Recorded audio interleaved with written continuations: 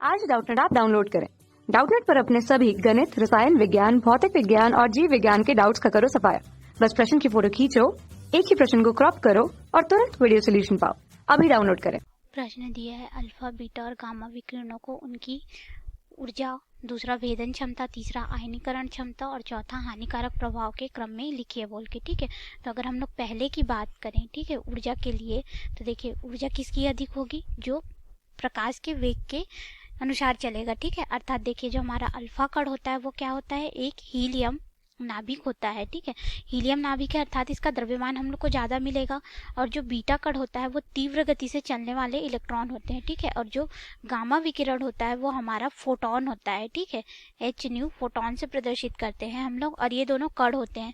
तो इसका जो द्रव्यमान हमें प्राप्त होता है, ठीक है, यह लगभग होता है 6.6 × 10⁻27 किलोग्राम के बराबर। और अगर हम लोग इसके विराम द्रव्यमान की बात करें, ठीक है, क्योंकि तीव्र गति से चलने वाले इलेक्ट्रॉन है तो इनका विराम द्रव्यमान लगभग 9.1 × 10⁻27 किलोग्राम होता है। ठीक है, और इसका जो द्रव्यमान होता है वो 0 होता है।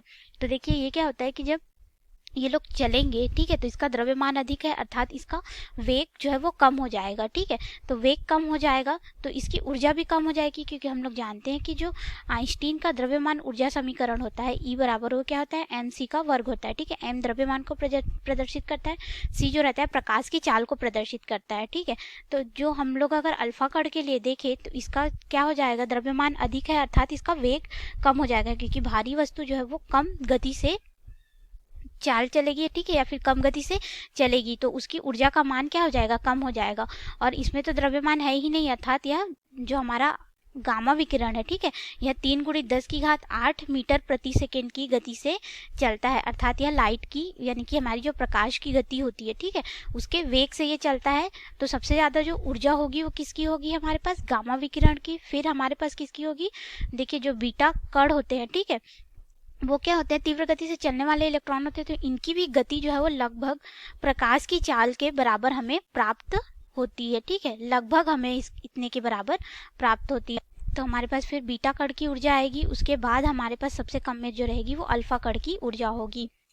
अब अगर हम लोग दूसरे को देखें तो दूसरे में हम लोग को बोला जा रहा है कि भेदन क्षमता बोल के। ठीक है, तो देखिए जो भेदन क्षमता होती है वो हमारे ऊर्जा पर निर्भर करती है। ठीक है, तो ऊर्जा पर निर्भर करती है, तो हमने अभी अभी देखा कि जो अल्फा कण की ऊर्जा थी वो हमें सबसे कम प्राप्त हो रही थी। ठीक है, उसके बाद बीटा कण की, और सबसे अधिक हमें अल्फा कण की ऊर्जा प्राप्त हो रही थी। ठीक है, तो अगर हम लोग भेदन क्षमता को देखें तो ये हमारे पास हो जाएगा जो हमारा गामा विकिरण है, ठीक है, उसकी भेदन क्षमता हमें अधिक प्राप्त होगी। उसके बाद हमें बीटा की भेदन क्षमता मिलेगी, फिर हमें जो है अल्फा की भेदन क्षमता मिलेगी, क्योंकि देखिए जो बीटा की भेदन क्षमता होती है अल्फा से 100 गुना अधिक होती है। ठीक है, और जो बीटा की भेदन क्षमता होती, जो हम लोग के पास गामा विकिरण की जो भेदन क्षमता होती है वो हमें बीटा के भेदन क्षमता से 100 गुना अधिक प्राप्त होती है। ठीक है, तो इसीलिए जो भेदन क्षमता होगी वो गामा विकिरण की अधिक होगी, फिर बीटा की, और सबसे कम हमें अल्फा की मिलेगी। उसके बाद हम लोग को यहाँ पे बोला गया है तीसरे में आयनीकरण क्षमता के आधार पर बताइए बोल के। ठीक है, तो हम लोग यहाँ पे आयनीकरण क्षमता के आधार पे देख लेते हैं। जो अल्फा कण होता है वो क्या होता है? दोहरा धनात्मक आवेश होता है। ठीक है, इसलिए जो इसकी आयनीकरण क्षमता होती है बीटा से हमें 100 गुना अधिक प्राप्त होती है। ठीक है, बीटा से 100 गुना हम लोग को अधिक प्राप्त होती है। और अगर हम लोग बीटा की बात करें तो बीटा क्या होता है हमारा?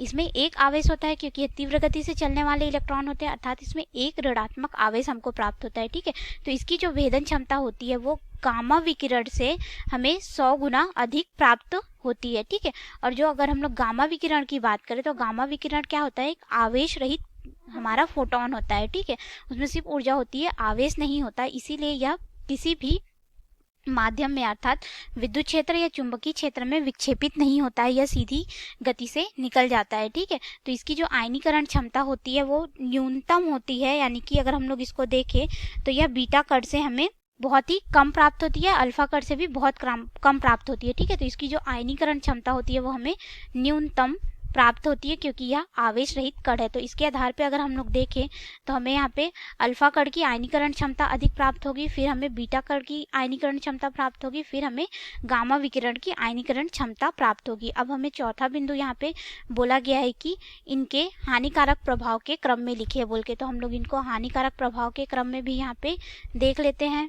हमने जैसे पहले देखा था कि गामा विकिरण जो रहता है वह उसकी भेदन क्षमता हमें अधिक प्राप्त होती है, ठीक है, किसकी तुलना में, बीटा और अल्फा की तुलना में, ठीक है। तो अगर हम लोग इनका हानिकारक प्रभाव देखें तो देखिए जो गामा विकिरण होता है यह आवेश रहित होता है तथा इनकी भेदन क्षमता हमें अधिक प्राप्त होती है, ठीक है। इसीलिए क्या होता है कि यह हमारे शरीर में मांसपेशियों को और रुधिर कणिकाओं को पार करके हमारे हड्डियों में भी चले जाते हैं और यह क्या करते हैं, हमारी जो शरीर होती है, ठीक है, उसको नुकसान सबसे ज़्यादा पहुंचाते हैं। तो हानिकारक प्रभाव जो रहता है गामा विकिरण का अधिक होता है और बीटा जो रहते हैं तीव्र गति से चलने वाले इलेक्ट्रॉन होते हैं, ठीक है, इनकी जो भेदन क्षमता होती है अल्फा से अधिक होती है।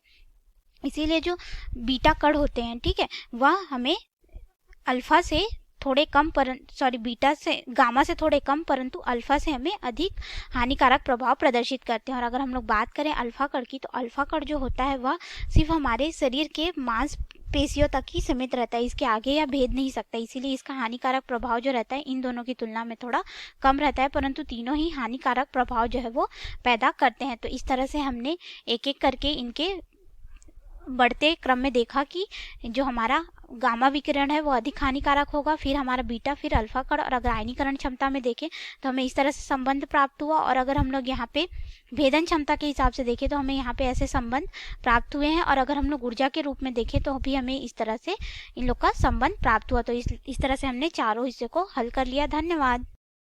कक्षा 6 से 12वीं से लेकर नीट, IIT, JEE वो एडवांस के लेवल तक 1 करोड़ से ज्यादा छात्रों का भरोसा। आज ही डाउनलोड करें डाउटनेट ऐप या व्हाट्सएप करें अपने सारे डाउट्स 8400 400 400 पर।